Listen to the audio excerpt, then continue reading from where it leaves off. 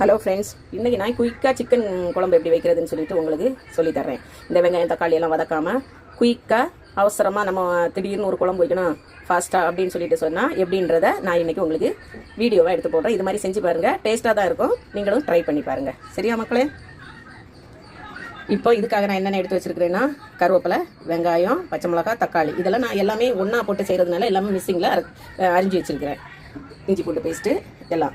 இதுக்கான கறி மசாலா என்னெல்லாம் சொன்னால், பட்டை, ஏலக்காய், ஸ்டாரு, கிராம்பு, பிரியாணி இலை, இதுவே இதுக்கு கூட இப்போ நான் சேர்க்க போகிறேன். இது வந்து பேச்சுலராக இருப்பீங்க இல்லை, உங்களுக்கு இது வந்து ரொம்ப யூஸ்ஃபுல்லாக இருக்கும் கடகடான்னு செய்கிறதுக்கு. ஆனால் டேஸ்டியாகவும் இருக்கும். இந்த தவாவில் வெங்காயம், தக்காளி, பச்சை மிளகாய், கருவேப்பிலை இப்போ மிக்ஸ் பண்ணிக்கிறேன்.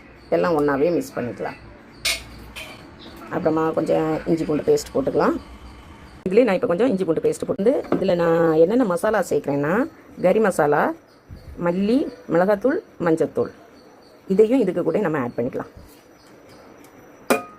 தேங்காய் எண்ணெய், எங்கள் ஊர் கேரளாவிலேருந்து கொண்டு தேங்காய் எண்ணெயெல்லாம் அங்கே நான் வாங்கிட்டு வந்துடுவேன். தேங்காய் எண்ணெய் உங்களுக்கு எவ்வளோ எண்ணெய் தேவையோ ஆயில் அதுக்கேற்ற மாதிரி நீங்கள் யூஸ் பண்ணி ஊற்றிக்கோங்க. இப்போ நான் இதை எல்லாத்தையும் என்ன பண்ண போகிறேன்னா, இதை எல்லாத்தையுமே நல்லா கையால் நம்ம இதை நல்லா பிசைஞ்சு கொடுக்கணும்.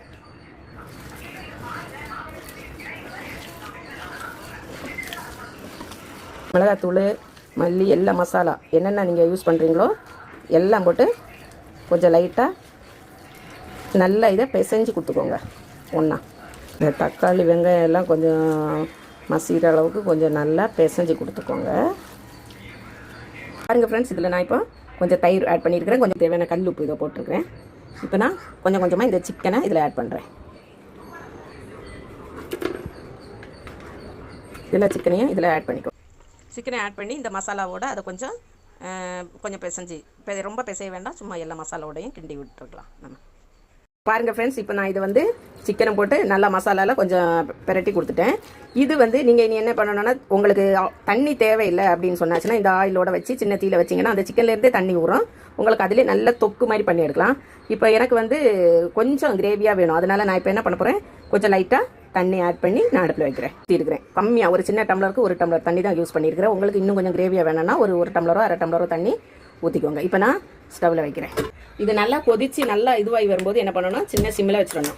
சிம்மில் வச்சிட்டிங்கன்னா அது பாட்டுக்கு இருந்து கொதித்து வெந்து உங்களுக்கு தொக்கா கிரேவியாக வரும். இப்போ நான் அதை காமிக்கிறேன். இப்போ நான் ஸ்டவ்வு நல்ல பெரிய தீலையை வச்சு இப்போ நான் மூடி வைக்கிறேன். ஃப்ரெண்ட்ஸ், இப்போ இந்த குழம்பு நல்லா கொதிக்குது. நம்ம திறந்து பார்க்கலாம் எப்படி கொதிக்குது.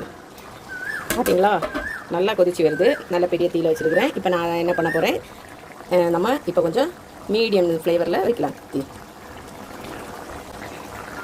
அப்படியே இது இருந்து இனி வற்றி கொஞ்சம் தொக்கா கிரேவியாக எப்படி வருதுன்னு நான் காமிக்கிறேன்.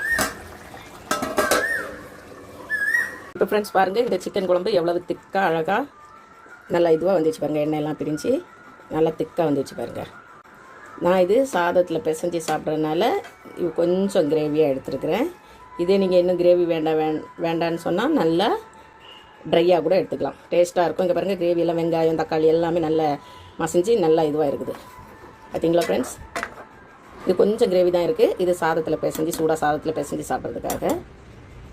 அது பேச்சுலர்ஸ், வயசானவங்க சீக்கிரமாக நிற்க முடியல செய்யணும், பேச்சுலர் பாய்ஸ் அண்ட் கேர்ள்ஸ் இது வந்து உங்களுக்கு யூஸ்ஃபுல்லாக இருக்கும் இந்த குழம்பு. ஓகே, பாய் ஃபார் வாட்சிங் ஃப்ரெண்ட்ஸ். சப்ஸ்கிரைப் பண்ணுங்க, லைக் பண்ணுங்க, ஷேர் பண்ணுங்க. தேங்க்யூ.